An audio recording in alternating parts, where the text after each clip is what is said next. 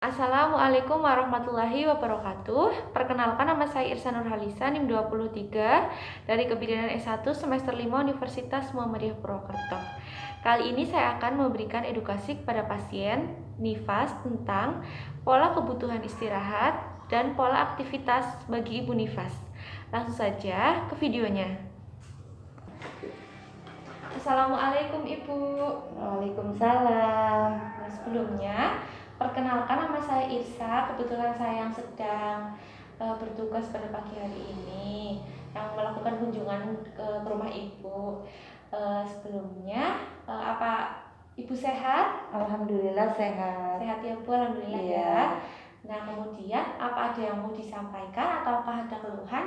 Ada Bu, ini setiap malam kan anak saya itu bangun dan mungkin kan karena masih kecil. Tapi gimana kalau saya kurang tidur apa enggak bermasalah Bu?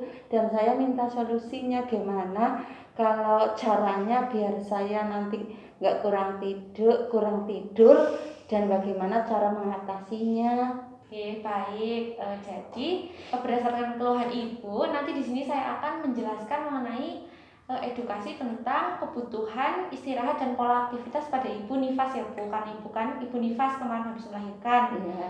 Nah, sebelumnya saya tanya dulu, Ibu sudah paham atau sudah pernah mendengar belum sebelumnya apa itu pola aktivitas, kemudian bagaimana kebutuhan istirahat pada ibu nifas, sudah pernah dengar belum? Sudah pernah dengar, tapi saya belum jelas juga, makanya saya minta penjelasannya Bu. Baik, baik, saya akan menjelaskan. Jadi itu pola kebutuhan istirahat pada ibu nifas itu memang sangat penting ya Bu.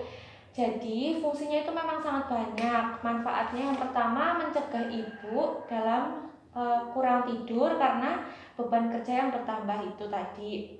Jadi misalkan ibu malam-malam itu kurang tidur, jadi bisa diusahakan sekali jika siang hari bayinya sedang tidur, ibu bisa ikut tidur istirahat bersama untuk mencegah tadi yang dinamakan dengan kurang tidur ya Bu. Jadi supaya ibu juga kebutuhan istirahatnya dapat terpenuhi. Kemudian ada juga dampaknya jika ibu nifas itu kurang istirahat. Yang pertama, itu nanti produksi ASI-nya dapat terhambat, tidak lancar, kemudian kualitasnya juga tidak sebagus kalau misalnya ibu istirahatnya cukup. Kemudian yang kedua ada memperbanyak perdarahan. Jadi perdarahannya itu nanti jadi keluarnya semakin banyak gitu. Nah, yang selanjutnya ada yang dinamakan memperhambat proses involusi uteri. Apa itu involusi uteri? Jadi involusi uteri itu nanti ibu jadi rahimnya itu atau uterusnya itu jadi lambat kembalinya seperti keadaan sebelum ibu hamil kayak gitu. Nah, kalau misalnya ibu kurang istirahat juga bisa menyebabkan stres, kemudian depresi pada ibu. Selanjutnya ketidakmampuan ibu dalam mengurus anak dan mengurus diri ibu sendiri. Ibu nifas itu tetap boleh melakukan aktivitas sehari-hari ya Bu, itu memang penting. Tetapi ibu nifas itu tidak boleh melakukan aktivitas yang terlalu berat. Jadi melakukannya itu harus perlahan-lahan dan yang ringan-ringan terlebih dahulu, seperti misalnya melipat baju seperti itu ya Bu. Jadi jangan mengangkat-angkat yang berat-berat dulu, kemudian jangan melakukan kegiatan yang berat seperti mengepel, serumah, itu nggak boleh ya Bu. Karena kan ibu belum fit, organ-organ tubuhnya juga masih belum semuanya pulih gitu. Jadi ibu nifas itu juga dianjurkan sangat untuk melakukan senam nifas. Tujuannya untuk meningkatkan kebugaran, kemudian memulihkan kondisi kesehatan ibu, kemudian meningkatkan sirkulasi peredaran darah, dan yang paling penting itu untuk meningkatkan kenyamanan dan ketenangan pada ibu.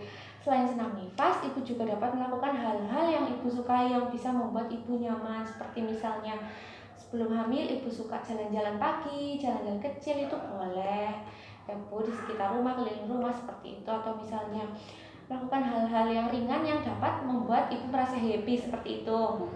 Nah, itu dari saya yang menjelaskan tadi semuanya ini. Apakah ibu dapat dipahami? Ya, insya Allah saya udah paham.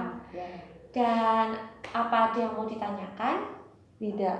Tidak ya Bu. Tidak. Jadi kalau tidak ada yang ditanyakan dan Ibu alhamdulillah sudah paham, mungkin sekian yang dapat saya sampaikan. Mohon maaf ya Bu apabila terdapat kesalahan Iya, sama-sama. dari saya. Saya akhiri. Billahi taufiq wal hidayah. Wassalamualaikum warahmatullahi wabarakatuh. Waalaikumsalam warahmatullahi wabarakatuh. Terima kasih ya Bu. Ya, sama-sama. Saya juga terima kasih.